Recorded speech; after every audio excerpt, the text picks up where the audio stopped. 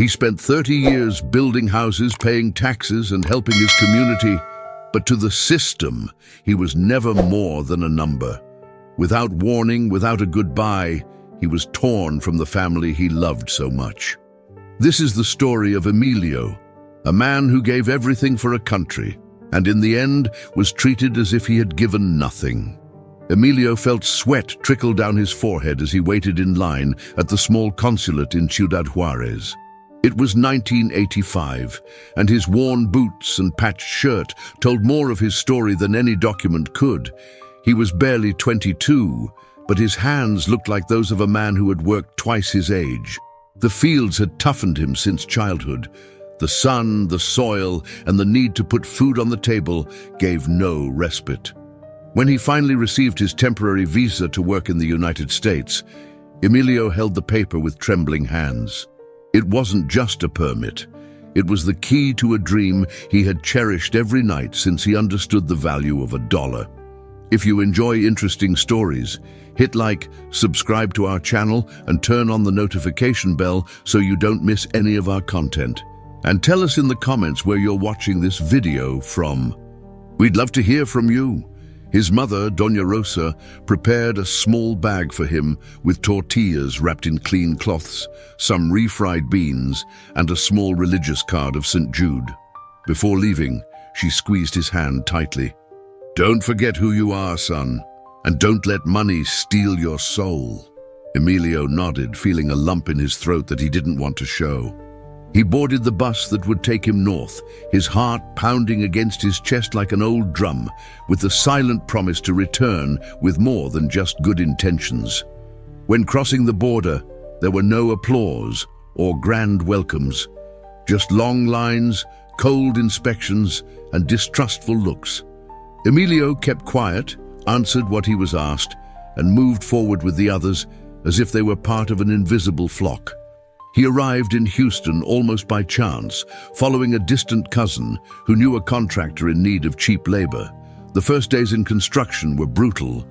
Emilio, who had worked the land all his life, discovered that raising walls, mixing cement, and carrying blocks under the Texas sun was a test even for his body accustomed to hard work. But Emilio was stubborn. Every brick he laid, every nail he hammered, he did thinking of his family. He imagined his mother smiling in a house with solid walls, his future children running in their own yard without fearing the rain that leaked through the tin roofs of his village. It didn't take long for him to earn the trust of his co-workers. He didn't talk much, but his work was clean, solid, reliable. The foreman began to call him the young Mexican who never says no. Emilio would blush, but secretly stored each compliment like a trophy in his soul. He lived in a small room that he shared with 5 other men. The mattress was old, the walls smelled of dampness, and the nights were long. But Emilio didn't complain. Each week, he sent almost all his salary back to Mexico, leaving just a few dollars for food and transportation. Each transfer was a silent love letter to his mother, who kept the receipts as if they were relics. Months passed, and Emilio learned something fundamental. In the United States, effort didn't always guarantee respect, but it did open some doors. Little by little, he became an indispensable worker. Some of his bosses, impressed by his work ethic, offered him more stable jobs, although always under the shadow of his temporary status. On weekends, Emilio would sit in the small neighborhood park, watching families enjoy their free time. He would daydream. He saw himself married, with children, buying ice cream in summer, building not only houses for others, but also his own life. It was a simple dream. But for Emilio, it was more valuable than any wealth. One afternoon, while cleaning his equipment at the end of the workday, an older co-worker, Don Rogelio, approached him. He took off his helmet, revealing thin, sweaty hair, and offered him a beer. "You know, young man," he said in a raspy voice, "here you build everything except your own future. Don't fall asleep, okay? Before you know it, life has passed you by." Emilio smiled, not wanting to show the pang of fear he felt in his stomach. It wasn't time to think about that. Not yet. As long as he had strength in his arms and faith in his heart, he would keep going. That night, lying on his makeshift bed, Emilio closed his eyes and silently promised, "One day, all this effort will be worth it. I'm going to build something that neither time nor distance can tear down." What Emilio didn't know was that although his hands raised firm walls and his dreams were as solid as concrete, there were much greater forces that neither his work nor his kindness could stop. And so, with a brick in his hand and a dream in his soul, Emilio began to build a life that, over time, would become his greatest pride and his greatest pain. As the years passed, Emilio went from being the new young man to becoming an almost mythical figure in his Houston neighborhood. It didn't matter that his name wasn't on any plaque or that his existence was invisible to the authorities. For his community, Emilio was essential. The routine had forged him a simple but meaningful life. Every morning before sunrise, he would rise from his small one-bedroom apartment, dress in his worn overalls, tie his boots, and go to work. Construction was still his trade, but his skill had evolved. Now he was the one teaching younger workers how to raise a wall that would withstand hurricanes, or how to pour foundations that wouldn't crack with time. He never missed Sunday Mass at the small neighborhood church, Our Lady of Guadalupe. There, Emilio not only prayed for his mother in Mexico and for the health of his American-born children, but also for those neighbors who, like him, silently fought for a piece of dignity. When there was some money to spare, and there was almost always less than he needed, he donated discreetly for church repairs or food drives. The neighborhood children called him Uncle Emilio, even though they had no blood ties to him. For many of them, Emilio was that constant, smiling figure who fixed broken bicycles, patched roofs after storms, or built makeshift ramps for elderly ladies who could no longer climb the steps to their homes. "Thank you, Uncle Emilio," they would say, hugging him with that blind trust that only children can have. And Emilio, though sometimes feeling that his back couldn't take it like before, always found energy to give away smiles and honest work. He paid his taxes on time through his ITIN number, an identification that allowed him to fulfill his tax obligations, even though it didn't grant him full rights. He couldn't vote, couldn't freely leave the country, couldn't have a valid driver's license, but he never stopped contributing. He felt it was his duty to give something back to the country that had given him the opportunity to work, even if gratitude was never reciprocated with legal status. However, despite all his effort, Emilio knew that on paper he remained a ghost. No matter how much sweat he left at construction sites, how many taxes he paid, or how many children he helped, for the system, he was nothing more than a number. An illegal, a word he heard on news broadcasts and in other people's conversations, as if it were poison directed at him without daring to look him in the eyes. Sometimes at night, while warming refried beans on his old stove, Emilio wondered if one day he would stop living with the constant fear of being discovered, of being torn from everything he had built. But whenever he saw his children sleeping peacefully, dreaming of futures he had never had, he found the strength to keep going. In construction, Emilio was more than a worker. He was an advisor, a friend, a mediator. When problems arose at the worksite, everyone turned to him, trusting his fair word and his experience. He didn't need papers to be a leader. His character spoke for itself. During an especially harsh winter, an electrical storm damaged the roofs of several houses in the neighborhood. While others took shelter from the cold, Emilio organized improvised crews to make essential repairs before water ruined everything. Hammering under the rain, barely covered by an old raincoat, Emilio showed everyone that solidarity knows nothing of immigration status. "Why do you help so much if they don't pay you?" asked a young apprentice one afternoon while they were picking up debris. Emilio smiled, wiping the sweat from his forehead with his shirt sleeve. "Because one day, son, you'll understand that what you give comes back. Not always how you expect, but it comes back." Despite his growing popularity in the community, Emilio never let his guard down. He knew that one bad encounter, one tiny mistake, could bring his entire world crashing down. He never drove more than necessary, avoided large public gatherings, and always carried a small card with emergency numbers for immigration lawyers, just in case. Deep down, Emilio lived a double life: the anonymous neighborhood hero and the undocumented immigrant who could lose everything in a second. But as long as he could, as long as his hands remained strong and his heart full of hope, Emilio swore to himself that he would continue to be that silent rock that supported, without recognition, an entire community. Each day that passed without being detained was a silent victory. Each house repaired, each child smile, each Sunday at church was one more brick in the great work he was building, not of concrete, but of love, sacrifice, and dignity. Emilio had become essential to everyone, except to the system, which continued to see him, if it saw him at all, as an error to be corrected. But he didn't ask for recognition or trophies or medals. He only asked to be able to continue being a father, a friend, a neighbor. What Emilio didn't know was that the higher he built his life, the bigger the shadow that followed him grew, waiting for the moment to tear it all down with a single blow. And that blow was closer than he thought. Years came and went like the seasons, but Emilio's dream remained hanging in a corner of his heart, always postponed, always so close, yet as unreachable as the horizon. The legalization of his status was a promise repeated in every election campaign, in every rumor of immigration reform, in every hopeful whisper through the church hallways. But in practice, it was a dream trapped in a maze of paperwork, money that wasn't enough, and fears that paralyzed him.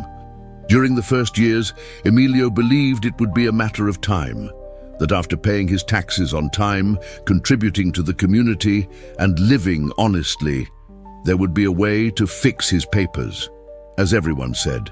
But time passed, and the obstacles only grew. Finding a lawyer was an unaffordable luxury. Each consultation cost hundreds of dollars that Emilio preferred to send to his sick mother in Mexico or invest in his children's education. How could he justify spending so much on an uncertain process when life demanded urgent and tangible priorities? "One day I'll do it, God willing," Emilio repeated to himself while preparing his coffee each dawn, trying to convince himself that he still had margin, that he still had time. But deep down, he knew that each lost day made the path more difficult. The first time he was close to attempting regularization was when his first child was born in Houston. Emilio, holding that little one wrapped in hospital blankets, felt he had an even more powerful reason to stay, to fight for a legitimate place in the country he viewed as his home. He then approached a community organization that offered free legal advice. He sat nervously in a waiting room with walls full of hopeful posters. "You can make it too," they said in large, colorful letters. But after reviewing his case, the volunteer lawyer explained, with a mixture of pity and resignation, that his situation was complicated. He had no immediate citizen relatives of age who could sponsor him.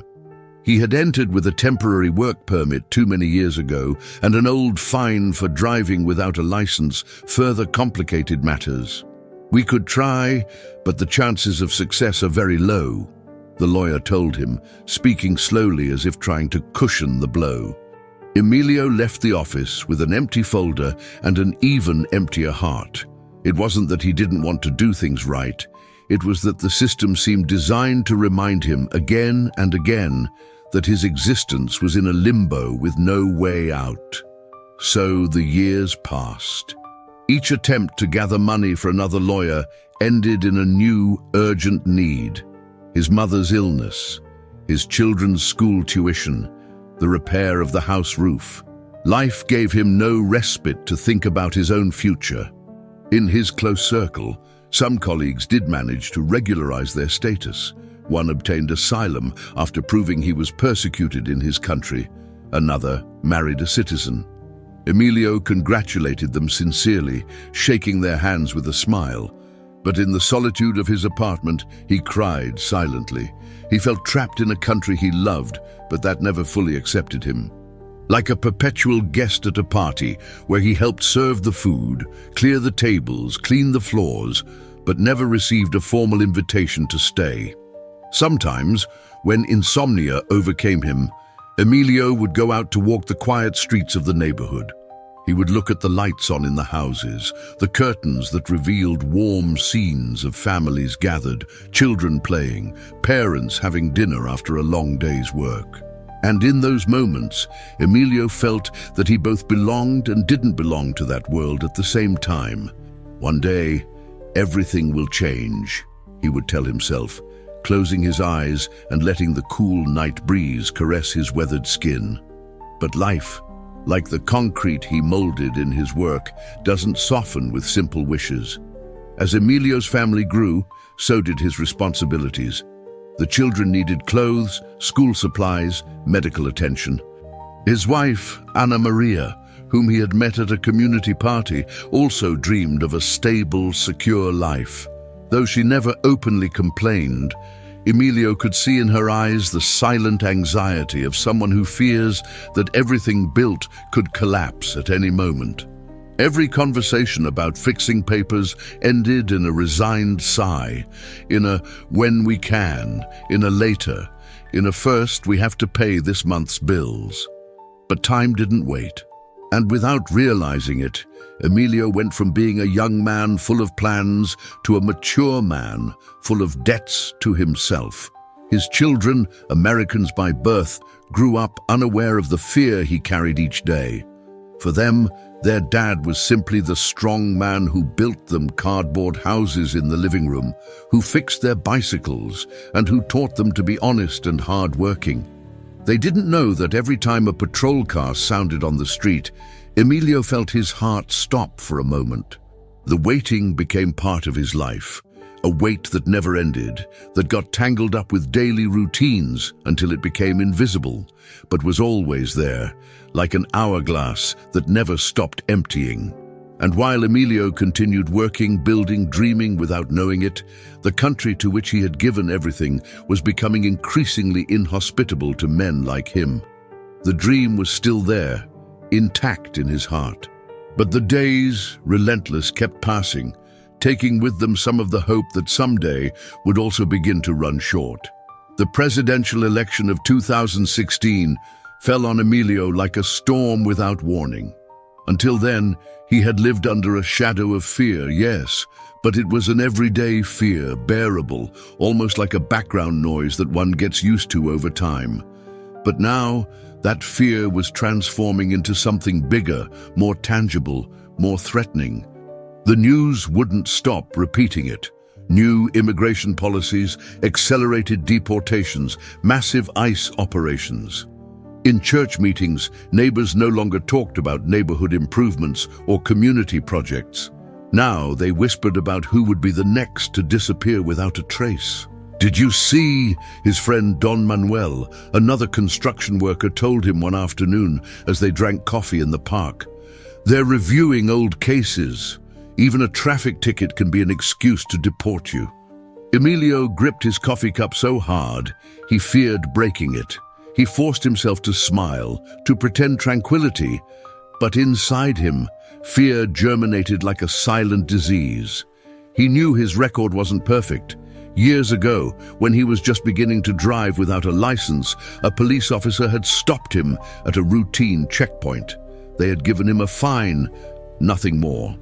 However, in this new era, that small administrative error was now enough to mark him as a deportation priority. Emilio began to live with constant paranoia. Each patrol car that passed nearby made him break into a cold sweat. Each knock at the door made him hold his breath. He even avoided answering unknown numbers for fear they might be official calls asking him to appear before an immigration court. Anna Maria, his wife, tried to stay calm for the children's sake. But Emilio saw the fear reflected in her gestures, in the way she lowered her voice when talking about the future, in how quickly she turned off the television when the children were present, and the news brought another deportation story. "Maybe we should move," Anna Maria suggested one night as they washed the dishes. "Go to another state where they're not so hard on us." Emilio looked at her, feeling the weight of helplessness. "What if it's worse there?" he replied, drying a glass slowly. "We can't run all our lives." On weekends, the church organized Know Your Rights workshops. There they taught them how to act if they were detained, how to ask for a lawyer, how not to sign any document without advice. Emilio listened attentively, memorized every word, but knew that deep down, if they caught him, there was little he could do to stop the process. The community lived on high alert. WhatsApp filled with messages about checkpoint locations, warnings of surprise operations, stories of neighbors taken in the middle of the night without being able to say goodbye. It was a collective tension, a feeling that, at any moment, anyone could be next. One April afternoon, while Emilio was returning from a job site in downtown Houston, a co-worker received a call. His cousin had been detained at a store while buying milk. He had no criminal record, had committed no crime, but didn't have ID on him. Within hours, he was in a detention center. Emilio remained silent, looking out the truck window, seeing buildings pass like ghosts. He understood, with painful clarity, that his entire life hung by a thread so thin he could barely see it. That night he couldn't sleep. He sat in the dark living room with his elbows on his knees and his head in his hands. He heard the peaceful breathing of his children from across the hallway and wondered what would become of them if one day he simply didn't return home. He thought of Anna Maria, struggling alone to support the family. He thought of his mother, now elderly, waiting for letters that might never arrive. He thought of everything he had built that could crumble in a matter of minutes. Emilio knew he couldn't sit idly by. He decided the next day to consult a lawyer again, regardless of the cost. He needed to find some way to protect himself, to protect his family, but reality was cruel. The lawyer, a young man with a serious face and a too-tight tie, was blunt. "Your case is very complicated, Mr. Emilio. You don't have serious criminal history, but you also don't have a clear path to adjust your status. With current policies, any contact with authorities could end in immediate deportation." Emilio felt as if the floor had been pulled out from under his feet. He paid the consultation with wrinkled bills and left the office feeling more exposed than ever. He walked aimlessly through the streets of Houston, lost in the crowd, an invisible man whom the country had decided to see only to expel him. The following weeks were a mixture of anxiety, routine, and silent prayers. Emilio worked as if each house he built would be the last, as if each family meal could be the last, as if each kiss to his children was an anticipated goodbye. Fear had moved into his home like an unwanted guest who had no intention of leaving. And Emilio, the man who had dedicated his life to building, to raising, to supporting, knew deep down that nothing he had done would protect him from a system determined to tear down everything he represented. The dawn of that Friday seemed to promise nothing out of the ordinary. Emilio had risen early, as always, preparing his modest lunchbox. Beans, rice, and some tortillas wrapped in aluminum foil. Anna Maria wished him good luck from the bed, half asleep, while the children were still dreaming in their rooms. He left home with the old pickup truck creaking at every turn. It was a day like any other, or at least that's what he wanted to believe. The journey to the worksite was short, just 15 minutes crossing quiet avenues where Mexican businesses coexisted with American supermarkets. Emilio hummed a Pedro Infante song playing softly on the radio. His mind mentally reviewed the pending work, installing drywall panels, reinforcing a roof, measuring a new foundation. The traffic light on the main street was red. Emilio braked, arranged the lunchbox on the passenger seat, and sighed. Suddenly, an improvised checkpoint appeared in front of him. Patrol cars blocked the way. Uniformed men with ice vests were signaling cars to stop one by one. Emilio's heart stopped for a moment. It wasn't the first time he had seen an operation, but this time there were no escape routes, no side streets, no opportunity to avoid it. He tried to stay calm. He remembered everything he had learned in the Know Your Rights workshops. He took a deep breath and moved forward slowly when the agent signaled him. "Good morning, documents please," said the officer without looking up. Emilio felt sweat running down his back. He had no valid license. He had no residence documents. He only had his TIN number in his wallet, which at that moment was useless. "I don't have them, sir," he replied with a firm but trembling voice. The agent looked up. His gaze was cold, calculating. Without saying another word, he asked him to turn off the engine and get out of the vehicle. Before Emilio could even take his phone out of his pocket, he was already handcuffed. The cold steel handcuffs closed around his wrists like a brutal reminder of his vulnerability.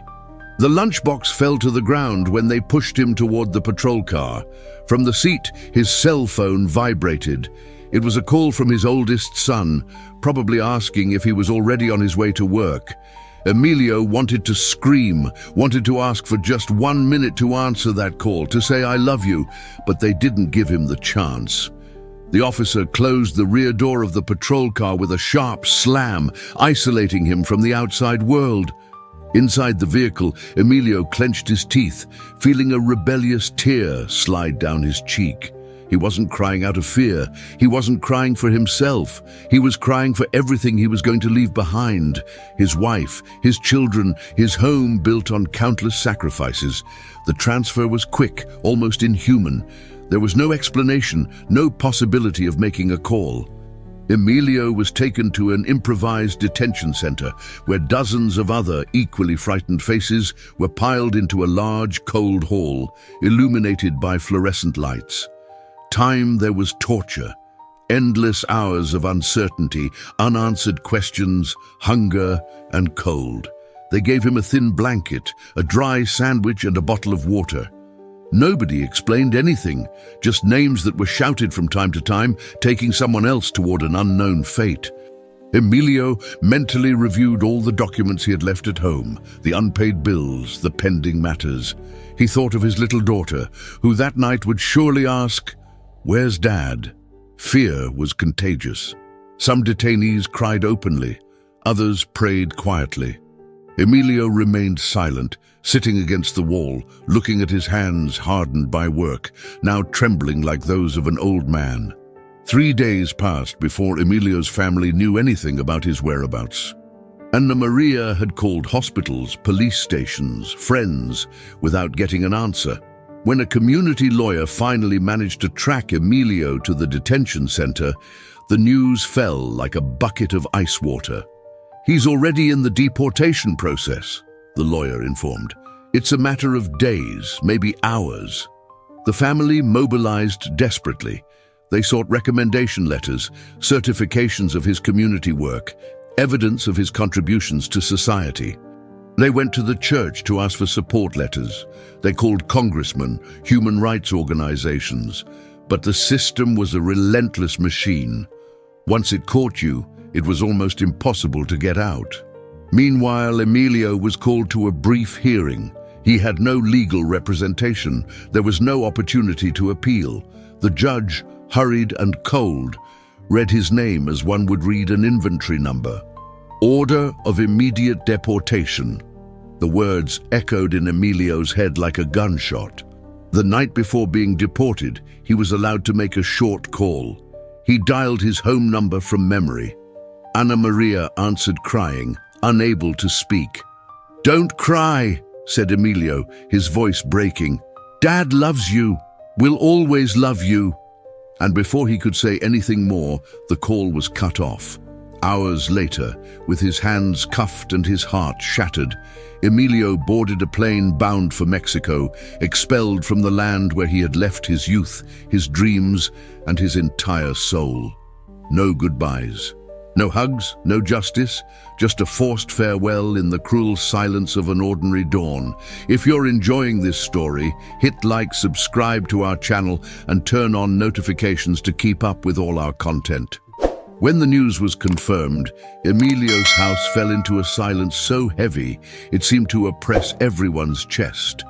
Ana Maria sat on the sofa, with the phone still in her hand, unable to move, to think, to breathe normally. The children, who sensed that something terrible had happened, approached slowly, looking in their mother's eyes for an answer she didn't know how to give. "Where's Dad?" asked little Camilla, barely whispering. Ana Maria swallowed, trying not to break down in front of them. "Dad had to go to Mexico," she managed to say as tears began to blur her vision. The reaction was immediate. The oldest son, David, barely 15 years old, let out a cry of rage that echoed throughout the house. He kicked a chair, hit the wall with his closed fist, as if that could bring his father back. Camilla broke into inconsolable tears, clinging to her mother like a limpet, trembling with fear. Ana Maria held them both as best she could, feeling her heart being torn into 1,000 pieces. In the days that followed, the family plunged into emotional and practical chaos. Without Emilio, the stability they had built over years wobbled like a poorly cemented building. The apartment rent, electricity bills, the children's health insurance, everything depended on his income. Ana Maria, who could barely work a few hours cleaning houses, didn't know how she was going to cover it all. "What are we going to do, Mom?" asked David one night, his eyes red from so much crying. Ana Maria had no answers. She could only promise them that somehow they would get through, but deep down she herself doubted her words. In a desperate act, David and his Aunt Maria, Anna's sister, began looking for lawyers. They called all the immigration aid organizations they found online. They showed up at crowded offices, waiting hours to be attended only to hear the same thing over and over. "Your father has already been deported. There's not much we can do." David wouldn't give up. In his youth and inexperience, he believed that fighting, insisting, would be enough to bring his father back. He would lock himself in his room, writing letters to congressmen, gathering signatures, making calls to government offices. Every time someone answered the phone, his heart filled with a minimal hope that, minutes later, was crushed by bureaucratic indifference. Ana Maria went to the church. She knelt before the altar, alone, at dawn, and cried as she hadn't cried in years. She asked God, the Virgin, all the saints, to protect Emilio, to help him find a way back home. Father Luis, the parish priest, came over to console her. "Child, don't lose faith. Sometimes God's paths are longer than we would like," he told her, putting a hand on her shoulder. But the words, though well-intentioned, didn't pay the bills or fill the void that Emilio had left. Friends and neighbors from the neighborhood tried to help. They organized collections, brought food, offered to watch the children while Ana Maria worked. But the pain was something that not even solidarity could alleviate. Each night, before sleeping, Ana Maria checked her phone again and again, waiting for some message, some call from Emilio. But time and distance were cruel. In Mexico, Emilio could barely find a public phone to communicate, and when he did, the call was brief, choppy, as if life itself was determined to separate them even more. "I'm fine, love. Take good care of the children," Emilio would say, striving to sound strong. But Ana Maria knew it wasn't true. She knew him too well. Each pause, each sigh on the other end of the line was a silent confession of his desperation. Camilla slept, hugging her father's old t-shirt, the same one Emilio wore on Sundays to wash the car. She pressed it against her chest, seeking a trace of his smell, a presence that would comfort her amid the unbearable absence. David, for his part, became introverted, rebellious. He began missing classes, fighting with classmates, challenging teachers. Ana Maria was called to the school several times, listening helplessly as they described an angry, lost, broken young man. "They don't understand," she thought. My son isn't spoiled. My son is hurt. Every corner of the house screamed Emilio's absence. The coffee mug he used to use in the mornings remained in the sink. His old cap rested on the coat rack at the entrance. The rusty pickup remained parked in front of the building, a cruel reminder that something very valuable had been torn from their lives. One afternoon, Anna Maria sat on the bed in her room with Emilio's IT papers, his volunteer work certificates, the family photos. All that had proven he was a good man, a good citizen, a pillar of his community. None of that had mattered. Helplessness consumed her. She wanted to scream, break things, demand justice. But all she could do was press her husband's photos against her chest and cry silently. As night fell and the children, exhausted from so much pain, slept without consolation. The desperation of those left behind was a deep abyss, an open wound that didn't close, that didn't heal, that they only learned to carry each day like someone who learns to walk with a stone tied to their heart. And in that abyss, the promise that Emilio had made, "I will always love you," was the only thin thread that kept them standing, struggling not to completely fall apart. The airport was illuminated by cold, artificial lights. Emilio, with the tattered backpack hanging from his shoulder and his soul torn, walked slowly, dragging his feet as if each step were a heavier defeat than the previous one. The uniform of the immigration agents remained around him like a constant shadow, reminding him that he was no longer a free man. In his pockets, he carried nothing more than a few dollars, a crumpled $20 bill and another $5. Plus the deportation letter that, ironically, was now his only official document. There were no hugs, no friendly hands, no family waiting for him. Just a thick hot air, full of humidity and dust, that welcomed him as he crossed the exit doors of Ciudad Juarez Airport. Emilio stopped for a moment, looking around like a lost child. The city he once knew was now a foreign, unknown, threatening landscape. The streets were different, the faces unfamiliar. Nobody recognized him. Nobody asked who he was. Nobody seemed to care that a man had just been torn from his life and thrown there like a forgotten shadow. With uncertain steps, he began walking toward the bus terminal. He didn't quite know where to go. The last time he had set foot in Mexico, mobile phones barely existed. Now, everything was QR codes, Uber, social media, a world that had evolved without him.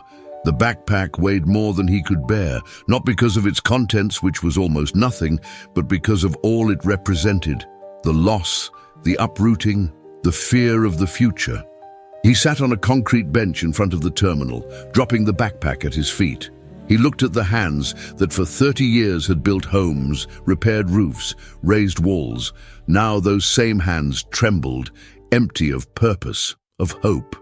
He took his old cell phone out of his pocket, now useless in Mexico.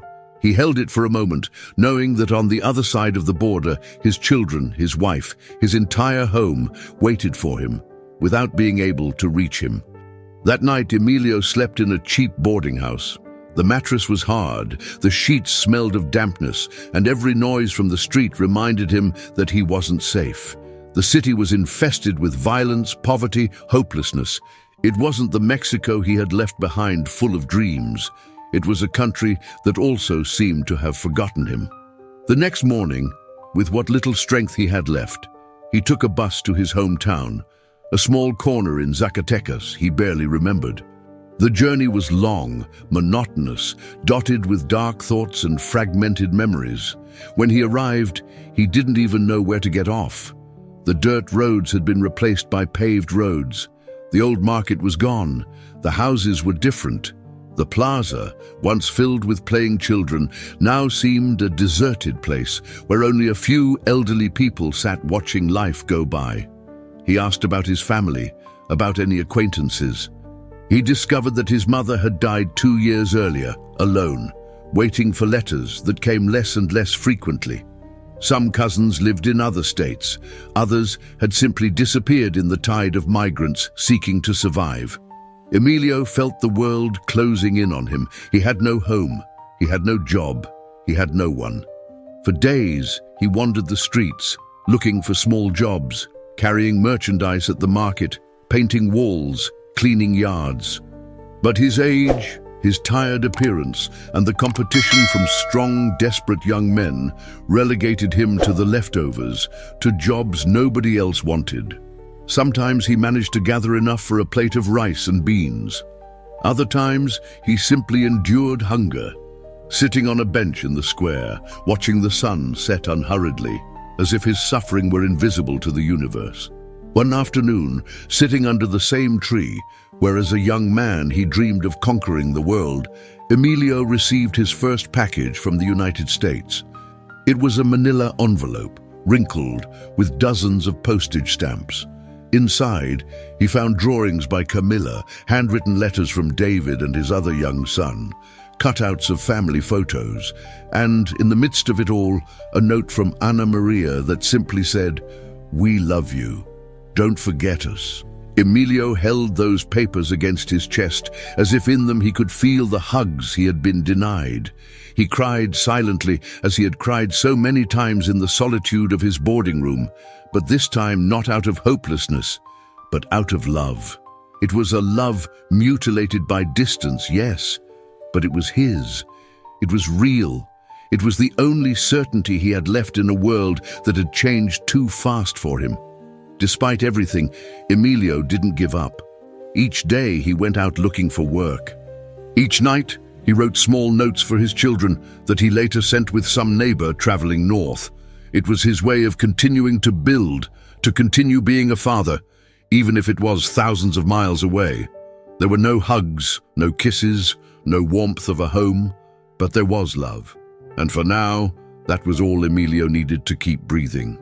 The morning when Emilio decided to look for formal work in his own town, indifference hit him harder than any wall he had raised in 30 years of construction. He walked in his best clothes, an already worn white shirt, clean jeans and patched boots, toward the commercial area where it was rumored that some businesses needed helpers. The first business was a hardware store. The owner, a young man of about 30, looked him up and down, sighed and said bluntly, "We're looking for younger people, sir." "Thank you." Emilio nodded silently, feeling dignity slipping through his fingers like dry sand. He continued his journey, a grocery store, a mechanic shop, a small family restaurant. Everywhere the answer was the same, disguised in different ways. "You're already too old. There's no work here for outsiders. We're looking for someone who can withstand long shifts." Outsider. That word punched him in the stomach. An outsider in the town where he was born, where he had played as a child in the dusty streets, where his mother sold bread on the corner, where he dreamed of a better life. He returned to the boarding house where he was staying, dragging his feet. The room, with peeling walls and a smell of dampness, received him like a bitter embrace. He collapsed on the cot, looking at the stained ceiling, feeling how loneliness weighed on him more than ever. Emilio spent his days wandering around the town. Sometimes he sat in the square, watching the old men pass by, who seemed to have been there forever, unmoved by others' pain. Other times, he walked to the nearby hill, where he sat on a rock, looking at the endless horizon, and wondering if he would ever find his place again. He had tried to contact a couple of distant cousins who still lived in the region, but the responses were curt, uncomfortable. "We don't have space at home. We're very busy now. Maybe later." It was as if his return were a nuisance, a shadow that no one wanted to carry. The letters from Ana Maria and the children became his only emotional refuge. Every time he received a manila envelope with drawings, photographs, or simple messages of, "We miss you, Dad," Emilio would lock himself in his room and read them over and over until he memorized every word, every childish stroke. The money he had brought with him was almost gone. The little he earned in occasional jobs barely covered the boarding house and something simple to eat. A plate of rice with beans, hard tortillas, and black coffee was his almost daily menu. On one occasion, he managed to get a small job at a construction site on the outskirts of town, raising a perimeter wall for a vacant lot. Although the pay was miserable and the conditions harsh, Emilio accepted without hesitation. Physical work, though exhausting, was his only connection to the life he once knew. However, his body no longer responded as before. His back hurt, his knees creaked when he bent down, his hands trembled after hours under the scorching sun.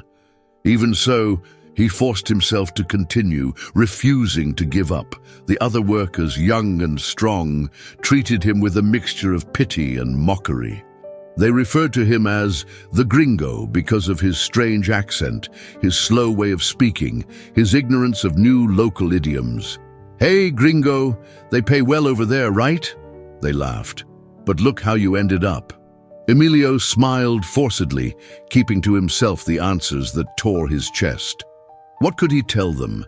That he worked 3 decades paying taxes, building homes that would never be his, only to be deported like a criminal. At the end of the workday, sitting in the shade of a scrawny tree, Emilio would open his lunchbox, usually a cold tortilla and some beans, and think about his children, their laughter, their hugs, the stories they would no longer share. Each breath felt like a monumental effort not to collapse. At night, he would return to his small room with peeling walls and write letters that he might never send. Letters where he told how he was doing, where he promised that things would soon get better, where he hid all the pain so as not to worry his loved ones. The town that saw him born now saw him as a stranger. He was no longer Emilio the peasant, nor Emilio the young dreamer. Now he was Emilio the deportee, the failure, the one who didn't know how to stay there. The indifference of his own land was a silent knife that cut deep. Sometimes, sitting in the square watching the stars that seemed as unreachable as his old life, Emilio wondered if his true home existed somewhere, if the land he left behind would still be his, if one day his children could understand the price of everything he tried to build, because there was something Emilio understood better than anyone. When you leave in pursuit of a dream, sometimes there is no possible return. Not because you don't want to come back, but because the place you left also changed, and you, even if you don't want to, also did. A year had passed since that bitter dawn when Emilio was torn from his life.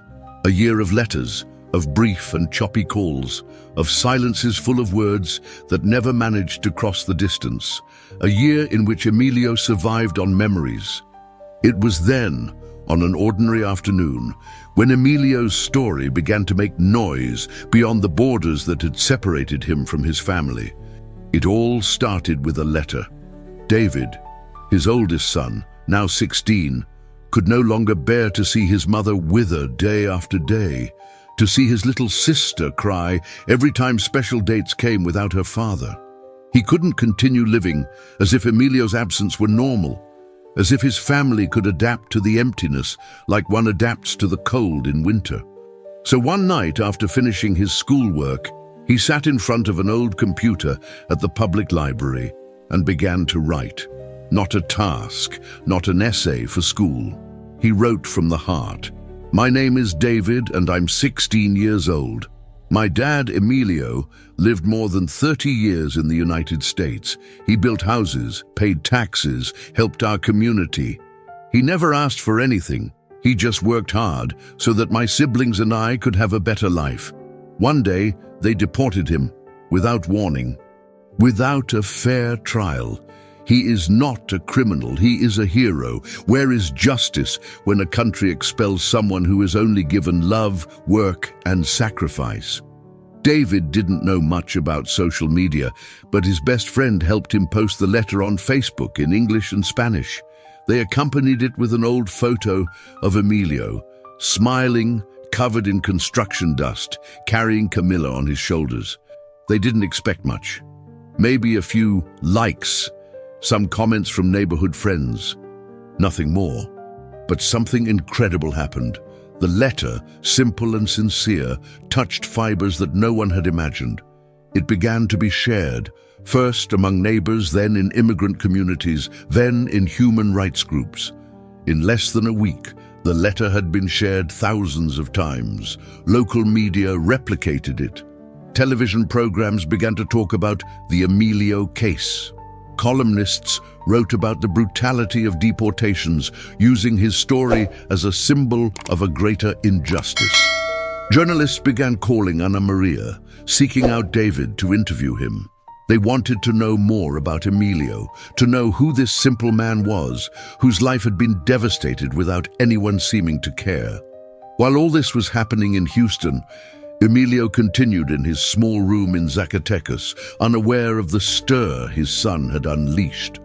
Until one day, one of the few young people in town who had internet access brought him a printout of the letter.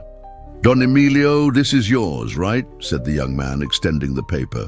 Emilio, distrustful, took the sheet. At first he didn't understand. His tired eyes took time to focus on the letters, but as soon as he read the first line, he recognized his son's handwriting. His hands trembled, his lips moved without making a sound. He read and reread the letter, feeling how each word written with love and anger pierced his soul. He cried. He cried like he had never cried before. Not from sadness. Not from defeat. He cried because, for the first time in a long time, he didn't feel invisible. There, on that wrinkled paper, was the proof that his sacrifice had not been in vain, that his family continued fighting for him, that his story, his pain, were not just his. They now belonged to many. The following days brought more surprises. A Mexican NGO, dedicated to supporting those unjustly deported, contacted Emilio. They offered to help him process Mexican documents, to look for more dignified employment, even to consider legal options to attempt a return to the United States in the future. "We don't promise miracles, Don Emilio," they told him, "but you are not alone." For the first time in a long time, Emilio felt a small sprout of hope germinating in his battered chest. Ana Maria, for her part, took advantage of the media attention to continue telling their story. She attended events, spoke in churches, participated in community forums, always carrying a photo of Emilio and their children, reminding the world that behind each deportation was a broken family. David also changed. He regained the faith he had lost. He began to study with more effort, determined to become a lawyer someday, to defend others like his father. And Camilla, every night before sleeping, would write a little letter to her dad, even though she knew it would take weeks to arrive, or might never arrive at all. "I love you very much, Daddy. I never forget you."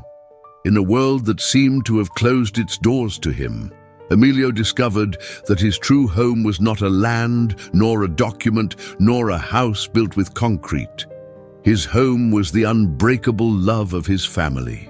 That love that, despite everything, continued crossing borders, deserts, laws, and invisible walls. His son's letter had lit a flame, and as long as that flame remained alive, Emilio knew there was still something to fight for. Because they could deport him, they could take away his home, his work, his adoptive country, but they could never tear away his right to be a father, to be loved, to be remembered. Never. Although the system had made sure to separate them, Emilio and his family proved that there are bonds that not even the cruelest laws can break. Life in Zacatecas was still hard. Emilio worked where he could, as a day laborer in small construction projects, repairing old fences for a few pesos. But now each day had a new reason to keep going. The promise that his family would never stop looking for him, supporting him with their unconditional love. Little by little, between letters, brief calls, and video calls, when some kind soul lent him a cell phone with internet, Emilio rebuilt a new routine. He wasn't happy, not like he had been before, but he had found a way to resist, to stay on his feet, despite the deep cracks that life had left him. And then something changed. Thanks to the echo of David's letter, human rights organizations began to pressure for his case. It wasn't easy, but at least there were doors that didn't even exist before. A lawyer, moved by the story, offered to study his file without charging fees. Meanwhile, Ana Maria organized raffles, sold tamales, and collected donations at church to raise money. She knew that a legal repatriation process was long, uncertain, and expensive, but she also knew that giving up was not an option. The first permit they obtained wasn't for Emilio to return immediately. It was something more modest but immensely valuable, a temporary visitor permit for humanitarian reasons. It wasn't a permanent solution, but it was a window, an opportunity to embrace him again, even if just for a brief moment. When Ana Maria received the notification in her mailbox, she couldn't contain herself. She cried, laughed, hugged her children, knelt on the floor thanking God. And together they planned the reunion. Camilla drew welcome posters. David wrote a speech to read at the airport. Ana Maria prepared a small wooden cross, handmade, as a symbol of all they had carried and overcome. On the appointed day, the whole family got into a borrowed van and crossed the border to an authorized meeting point in Laredo, Texas. There, under the burning midday sun, Emilio appeared, escorted by an immigration officer who, for the first time in a long time, didn't treat him like a criminal. Camilla was the first to see him. She dropped the poster she was carrying and ran toward him as if her life depended on it. "Dad! Dad!" Emilio, with eyes full of tears, opened his arms just in time to receive his daughter, who threw herself against his chest with all the force of a whole year of loneliness. Ana Maria and David came behind. They embraced all four, in a silence loaded with sobs, trembling caresses, anxious kisses. The world around blurred. The curious looks of other travelers, the procedures, the temporary permits didn't matter. In that instant, only one absolute truth existed. They were together again. The humanitarian permit barely allowed them a few days together, but each second was lived as a sacred gift. They all slept in the same hotel room, packed into 2 double beds, with no one caring about the reduced space. They told stories, shared anecdotes, cried at times, laughed, remembering the old days. Camila didn't let go of her dad's hand even while sleeping. David, now taller than Emilio, looked at him with renewed respect, with the certainty that his father was the bravest man he had ever known. Ana Maria, though tired, though fearful of the future, found in Emilio's embraces the strength to keep fighting. During those days, they visited together the church, where they had prayed so many times for a miracle. They knelt before the altar, thanking for the reunion, asking for strength to face what was still to come. They knew the permit was temporary. They knew that soon Emilio would have to return to Mexico, to his harsh reality. But they also knew something more important, that the love that united them was stronger than any border, than any wall, than any decree. Before saying goodbye, David took his father's hand and, looking him in the eyes, promised him, "One day, Dad, I'm going to bring you back, for real. Not just for a permit, not just for a few days, forever." Emilio nodded, unable to speak. The words got stuck in his throat, trapped between pride and pain. He knew he probably wouldn't see his children grow up as he had dreamed, that he couldn't be present at every birthday, at every graduation, at every achievement. But he also knew that his love, his sacrifice, his invisible presence would continue to accompany them every step of the way. When the time finally came to leave, Emilio hugged each of his children as if he could engrave their warmth in his memory. He hugged Ana Maria with a tenderness that only those who have survived distance understand. He boarded the bus that would take him back to Mexico without looking back, not because he didn't want to, but because he knew that if he looked, he couldn't bear it. But in his heart there was no resignation. There was a promise, because although walls, laws, entire oceans separated them, the family that Emilio had built with so much love remained intact, firm, alive, indestructible. And as long as love existed, as long as memory existed, Emilio would never be really far away. Never. And if you liked this story, you'll surely love the next one appearing on your screen. Don't forget to subscribe to our channel, leave your like and turn on notifications. Until next time.